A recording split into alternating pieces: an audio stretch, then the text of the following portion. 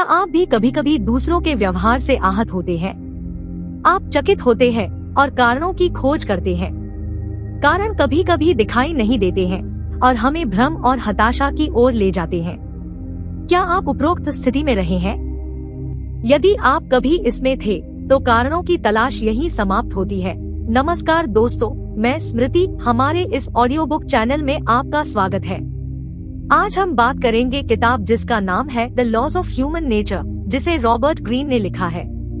इस किताब में आप 18 जीवन को बदलने वाली नियमों को जानेंगे जो मानव प्रकृति, ह्यूमन नेचर को समझने में आपकी मदद करेंगे कि लोग जैसा करते हैं वैसा क्यों करते हैं और कैसे सतर्क रहते हैं।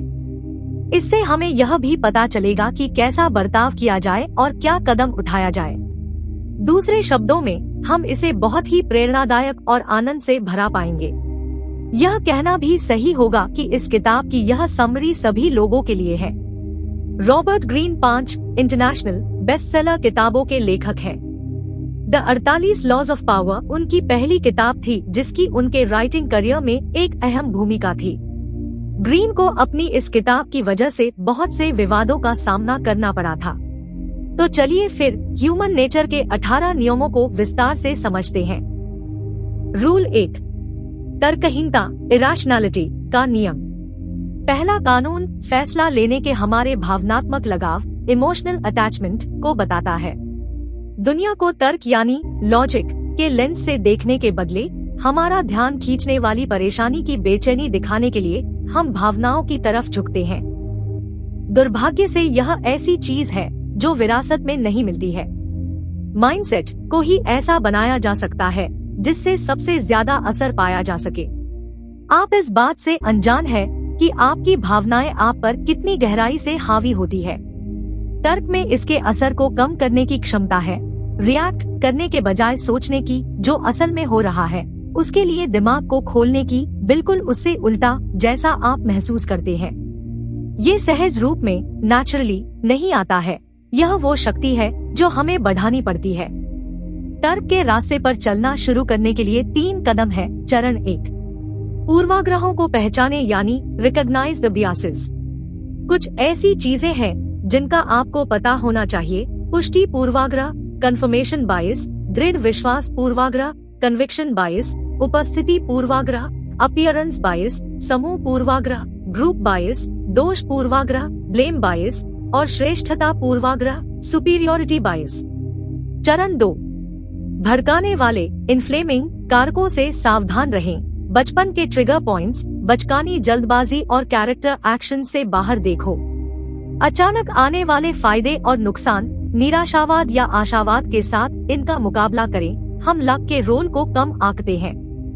बढ़ता हुआ दबाव, प्रेशर, लोग दबाव में आकर अलग तरह से काम करते हैं। उत्तेजित करने वाले लोग, जो लोग आप में बहुत ज्यादा भावनाओं को जगाते हैं, उनसे दूर रहें। ग्रुप का असर, बड़े ग्रुप से सावधान रहें और अपने खुद के बारे में सोचने की शक्ति को दबा कर रखें। चरण 3, तर्कसंगत स्व, रैशनल सेल्फ को बाहर लाने की रणनीतियाँ। खुद को ठीक से समझे।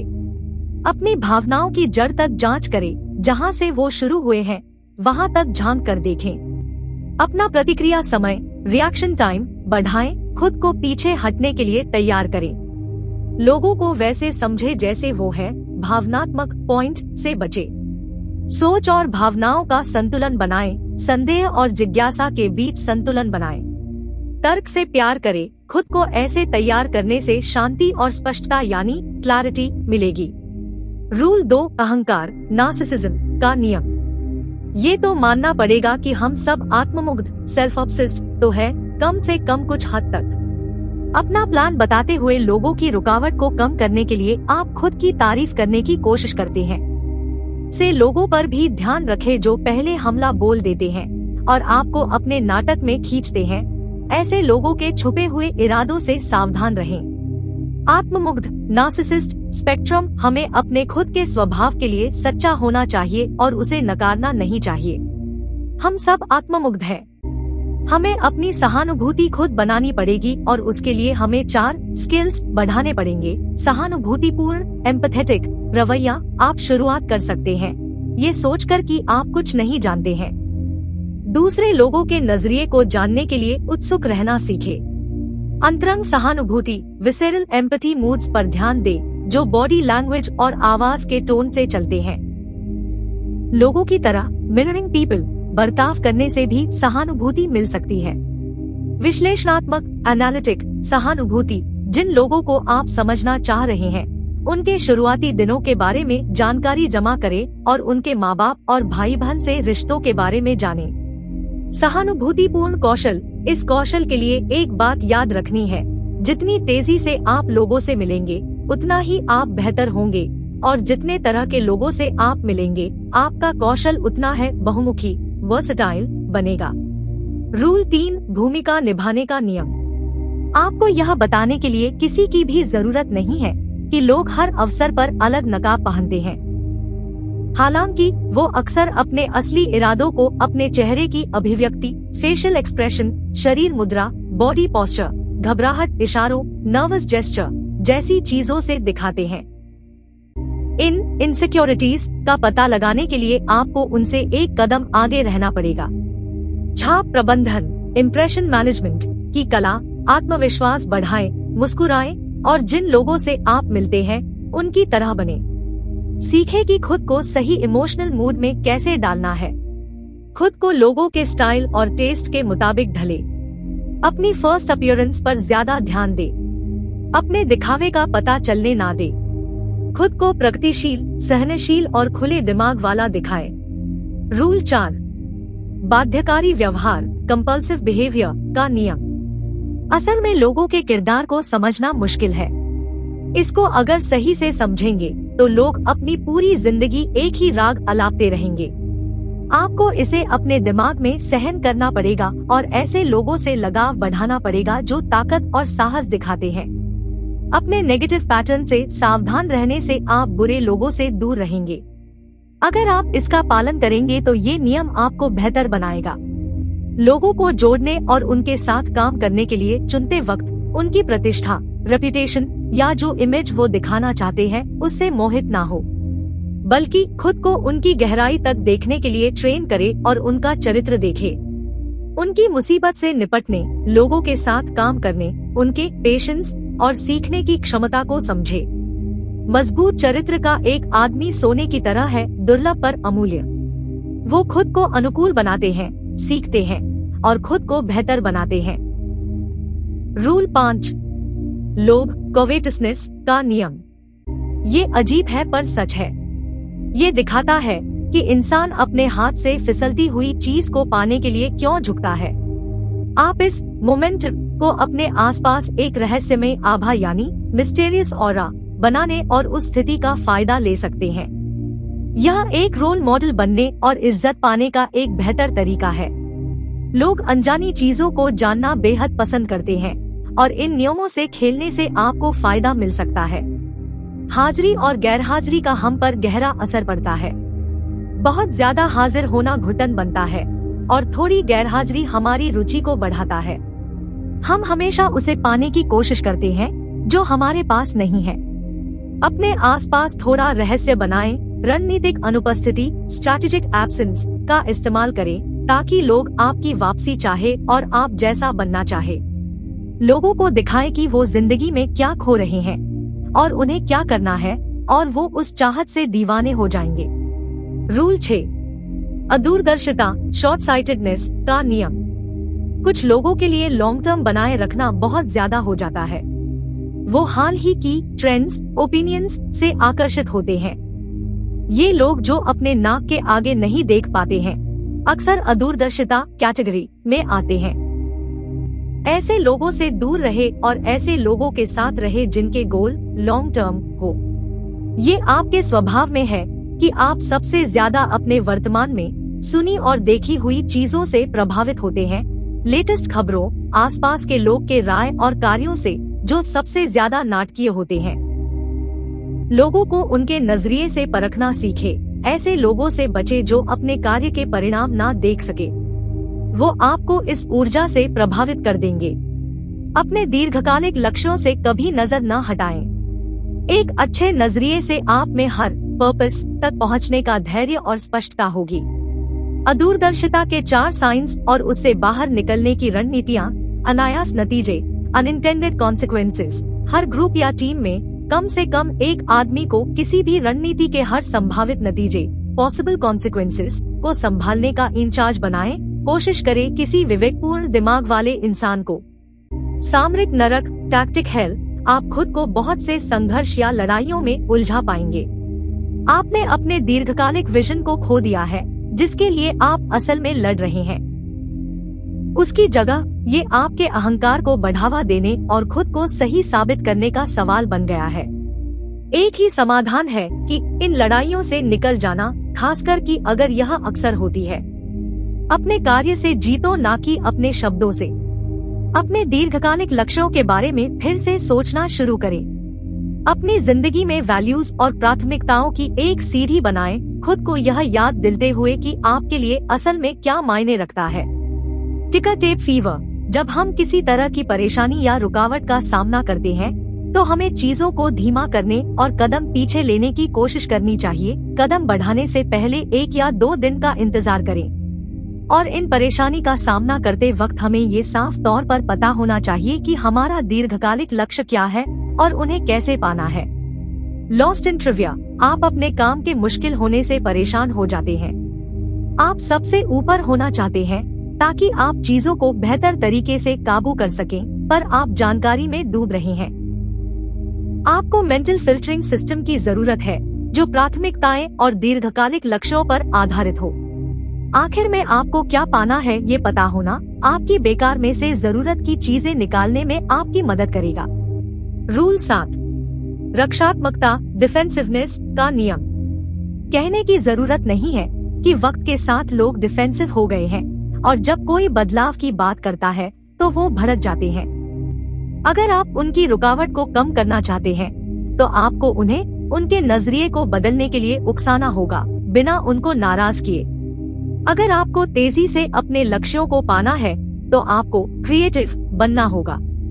अपने अच्छे इरादों को समझाएं और उन्हें महसूस कराएं कि वो अपने राय और पैटर्न के काबू में हैं। जिंदगी मुश्किल और लोग कॉम्पिटिटिव है। हमें अपनी रुचियों का ध्यान रखना चाहिए। हम यह भी महसूस करना चाहते हैं कि हम आजाद हैं और अपना काम खुद करते हैं। इसलिए जब लोग हमें बदलना चाहते हैं, तो हम डिफेंसिव और प्रतिरोधी, रेजिस्टेंट हो जाते हैं। इसलिए जब लोग हमें बदलना चाहते हैं, तो हम डिफेंसिव और प्रतिरोधी, रेजिस्टेंट हो जाते हैं। इसलिए लोगों को उनकी डिफेंसिव पोजीशन से हटाने के लिए आपको यह दिखाना होगा कि वो जो कर रहे हैं अपनी मर्जी से कर रहे हैं। लोगों पर उनकी मान्यताओं के लिए कभी हमला ना बोले और उनकी समझदारी और अच्छाई के लिए उन्हें इनसिक्योर महसूस ना कराएं। अपने जिद्दी स्वभाव को काबू करना सीखें और अपने दिमाग को डिफेंसिव और क्लोज्ड पोजीशन से आजाद करना होगा, ताकि आपकी रचनात्मक शक्ति जागरूक हो सके। रूल 8, आत्मतोड़फोड़, सेल्फ सैबोटेज का नियम। जैसा आप महसूस करते हैं वैसा ही दिखाते हैं। खुद को पूरी तरह नकारात्मकता और डर तक सीमित करके जिन भी लोगों के साथ आप कुछ भी शेयर करते हैं, वो आपकी आदत को भांप लेंगे। ऐसा एटीट्यूड आपकी सफलता के मौकों को कम करेगा। सुनने में ये थोड़ा घिसा-पिटा लगेगा, पर सकारात्मक रवैया ही आपके और सफलता के बीच खड़ा है। ऐसे मानसिकता को बढ़ाना ही आपको हर चीज में से श्रेष्ठ पाने में मदद कर सकता है, और वहाँ भी आप अवसर ढूंढ सकते हैं जहाँ लोगों को जाल यानी ट्रैप दिखता है। हम सबका दुनिया को देखने, चीजों को समझने और आसपास के लोगों के कार्य को समझने का एक अलग नजरिया है। ये हमारा रवैया है और इसी की वजह से हमारी जिंदगी में हमारे साथ सब कुछ होता है। अगर हमारा रवैया डरने वाला है, तो हम हर चीज में नकारात्मकता ही देखते हैं। हम खुद को मौके यानी चांस लेने से रोकते हैं। हम गलतियों के लिए दूसरे को जिम्मेदार बताते हैं और उनसे सीखते नहीं हैं। हम अपना करियर और रिश्ते खराब कर देते हैं, अनजाने में ऐसे हालात बनाकर जिससे हम सबसे ज्यादा डरते हैं। हालांकि इंसान का स्वभाव लचीला है। अपने रवैये को थोड़ा और सकारात्मक, खुला और लोगों को झेलने वाला बनाकर हम अलग ही दुनिया में पहुंच सकते हैं। हम नए अवसर बना सकते हैं और लोगों को अपने तरफ आकर्षित कर सकते हैं। रूल 9, दमन, रिप्रेशन का नियम। लोग वैसे नहीं है जैसा वो दिखाते हैं।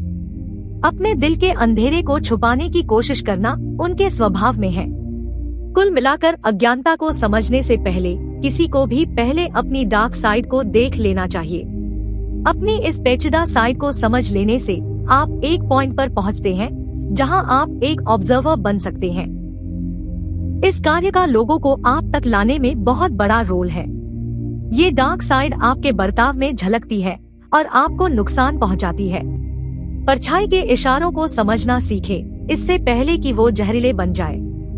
डार्क साइड को अपनी पर्सनालिटी में मिलाकर आप पूरे इंसान बनेंगे। रूल 10, ईर्ष्या, एनवी का नियम। आज का समाज पोजीशन, स्टेटस और उपलब्धि के लिए संघर्ष करने का साथ देता है। हालांकि ये जिद्दीपन को बढ़ाता है जो जलन का कारण बन सकता है। कुछ लोग सिर्फ दूसरे की सफलता की नकल करने की उम्मीद करते हैं, पर सब नहीं। खुद की दूसरों से तुलना सिर्फ आपकी ही वैल्यू को कम करती है और समाज में आपकी पोजीशन को खतरे में डालती है। याद रहे, कार्य शब्दों से ज्यादा तेज बोलते हैं। हम इंसान दूसरे से खुद की तुलना जरूर करते हैं।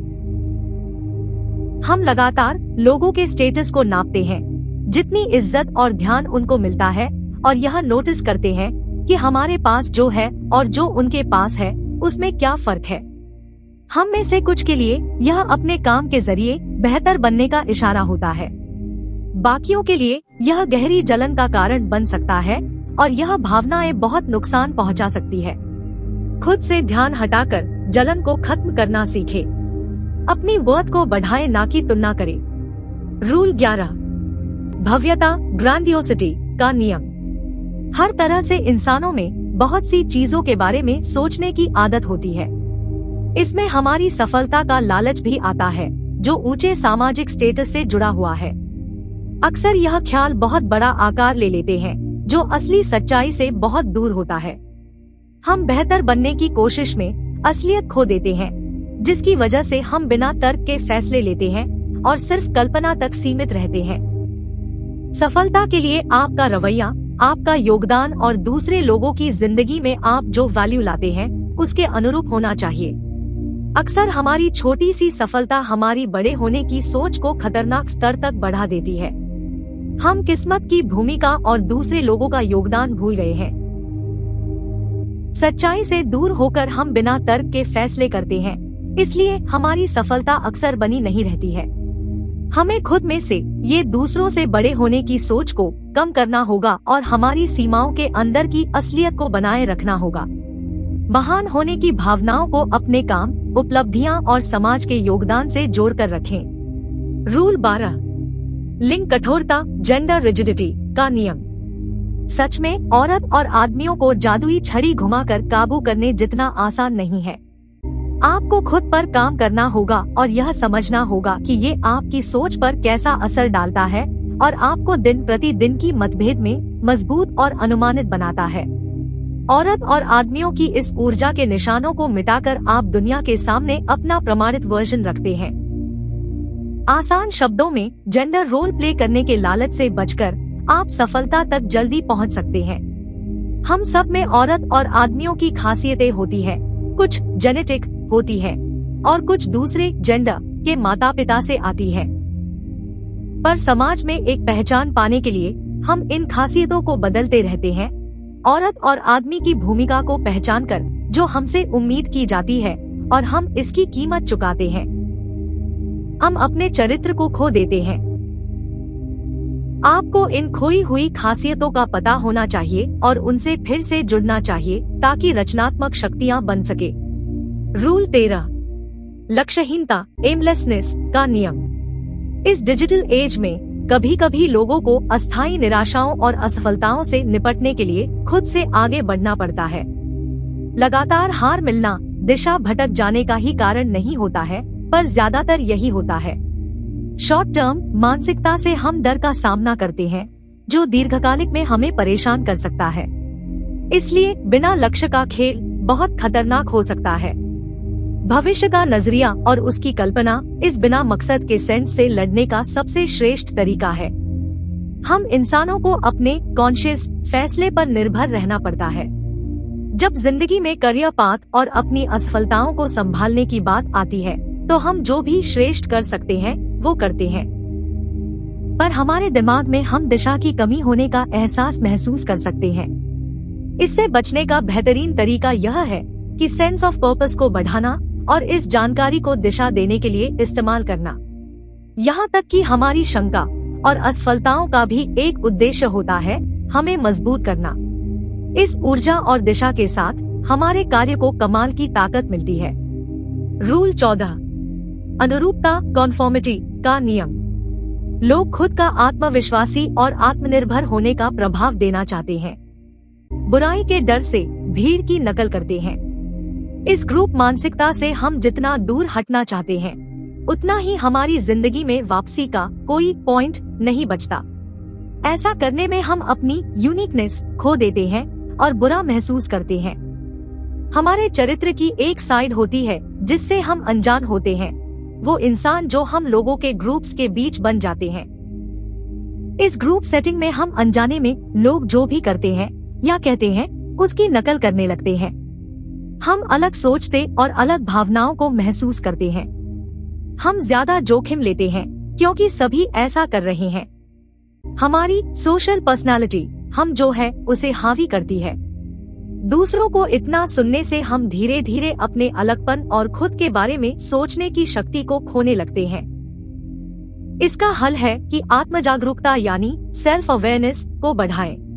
इस समाज के साथ हम बेहतरीन सोशल एक्टर्स बन सकते हैं जो दूसरों के साथ फिट और कोऑपरेट कर सकता है, साथ ही अपनी आजादी और तर्क को बनाए रख सकता है। रूल 15, चंचलता फिकलनेस का नियम। जब आप एक नेता की भूमिका निभाते हैं तो कठोर इलाज के लिए खुद को तैयार रखें। हर एक गलती जो आप करेंगे वो दूसरे किसी के लिए एक मौका होगा आगे बढ़कर आपका ताज छीन लेने का।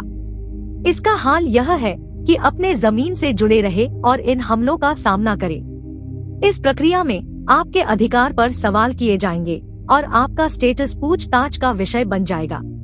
इस बड़ी ताकत को संभालने वाले को लोगों की मदद करनी चाहिए खुद को एक सही नेता दिखाने के लिए। अनुभवी नेता इस कला का अभ्यास करते हैं क्योंकि वो इसके साइड इफेक्ट्स जानते हैं।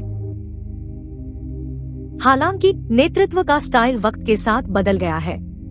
एक चीज वही है, सत्ता में रहने वालों के लिए लोग हमेशा एम्बिशियस रहते हैं। वो नेतृत्व करना चाहते हैं पर आजाद भी महसूस करना चाहते हैं। बिना बलिदान दिए वो सुरक्षित रहना और सफलता का मजा लेना चाहते हैं।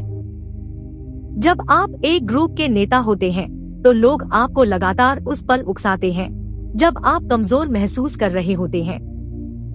यह न सोचे कि उनकी वफादारी पाने के लिए आपको क्या करने की जरूरत है, क्योंकि इसका मतलब है उनके बराबर या उनका दोस्त होना।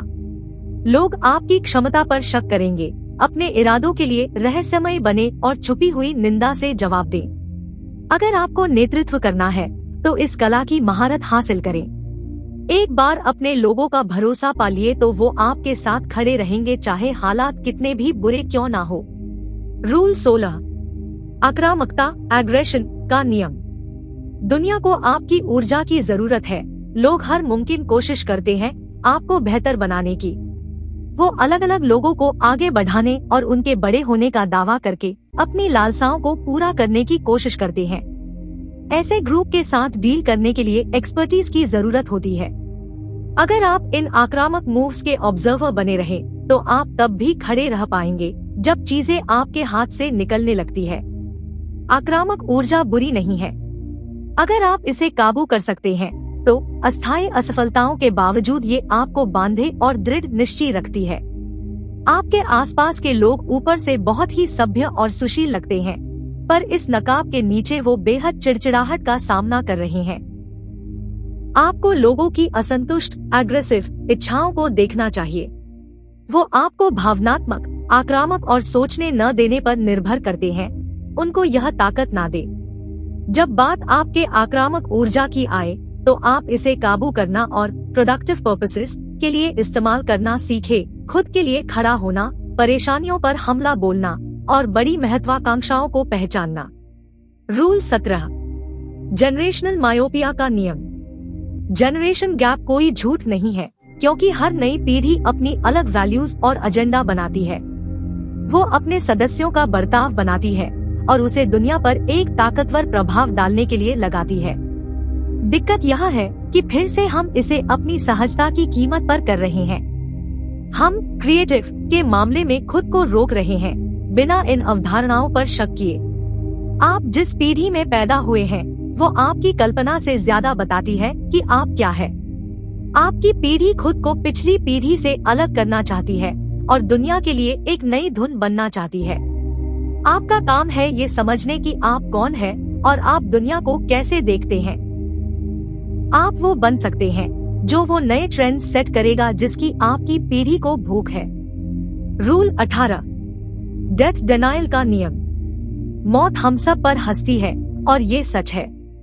इसके होने की अनप्रेडिक्टेबिलिटी का पता होना सच में एक दमदार टूल है जिसे आप पा सकते हैं। ये आपका एक सेंस ऑफ अर्जेंसी बनाने में मदद करता है, जिससे आपके डेली के कामों को फ्यूल मिलता है।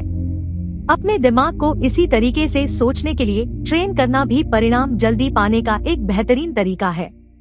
हम में से ज्यादातर लोग मौत के ख्याल को अनदेखा करके जिंदगी जीते हैं, बल्कि इसका ख्याल हमेशा हमारे दिमाग में होना चाहिए। जिंदगी की कमी का एहसास हमें हमारी सेंस ऑफ पर्पस से भर देता है और लक्ष्यों की अर्जेंसी का एहसास कराता है। इससे हमें सेंस ऑफ प्रोपोर्शन भी मिलती है कि इस छोटी जिंदगी में क्या असल में मायने रखता है। बहुत से लोग लगातार खुद को दूसरे से अलग करने की कोशिश करते हैं, जबकि हम सबको एक जैसा समझकर देखना चाहिए। कैसे ये हम सबको बराबर करके जोड़ती है। The laws of human nature से प्रमुख सीखें। छोटी सोच से लड़े। जब कोई चीज गहराई तक आपके दिल में बसी हो तो अपनी मानसिकता शिफ्ट करना आसान नहीं होता है। जो लोगों ने आपको सिखाया है, उसके बावजूद धक्का देने और प्रभावित करने वालों को उंगलियों पर गिना जा सकता है। आपको अपनी राय रखने से पहले दूसरे की राय की इज्जत करनी चाहिए। ऐसा न दिखाए कि आप सब जानते हैं। हालांकि हम खुद को बेकार की टिप्स मानने से रोकते हैं, पर ये पूरी तरह से मेरिट पर आधारित है। आप अपनी बेरिंग को जाने बिना अपनी मंजिल तक कैसे पहुंच सकते हैं? ये एक सीधी सी प्रक्रिया है जो आपको विश्वास के साथ आगे बढ़ने और अनुमानित खतरों का सामना करने के लिए प्रेरित करता है। रॉबर्ट ग्रीन द्वारा लिखित the laws of human nature human behaviour का एक मनोरम एक्सप्लोरेशन है, जो हमारे कार्यों और को आकार देने वाली छिपी हुई शक्तियों को प्रकट करता है। ग्रीन मानव प्रकृति की जटिलताओं को दूर करने के लिए ऐतिहासिक उदाहरणों, मनोवैज्ञानिक अंतर्दृष्टि और व्यावहारिक सलाह को जोड़ते हैं। सोशल डायनामिक्स, पावर स्ट्रगल्स और मानव मनोविज्ञान की पेचीदगियों का उनका सावधानी पूर्वक विश्लेषण रिश्तों को नेविगेट करने, प्रेरणाओं को समझने और आत्मजागरूकता को बढ़ाने के बारे में मूल्यवान सबक प्रदान करता है। समृद्ध कहानी और विचारोत्तेजक थॉट प्रोवोकिंग एनेक्डोट्स के साथ ग्रीन मानव व्यवहार को नियंत्रित करने वाले कानूनों में महारत हासिल करने के लिए एक कंपेलिंग केस प्रस्तुत करते हैं। यह किताब स्वयं को और दूसरों को समझने के लिए एक ज्ञानवर्धक मार्गदर्शिका है और यह रीडर्स को गहरे संबंध बनाने और व्यक्तिगत विकास प्राप्त करने के लिए सशक्त बनाती है। तो दोस्तों, आशा करता हूँ ये ऑडियो बुक से आपको ह्यूमन नेचर के बारे में बेहद कुछ सीखने को मिला होगा। अपने दोस्तों के साथ शेयर करें और हमें लाइक और सब्सक्राइब करके कृपया सपोर्ट करें। धन्यवाद।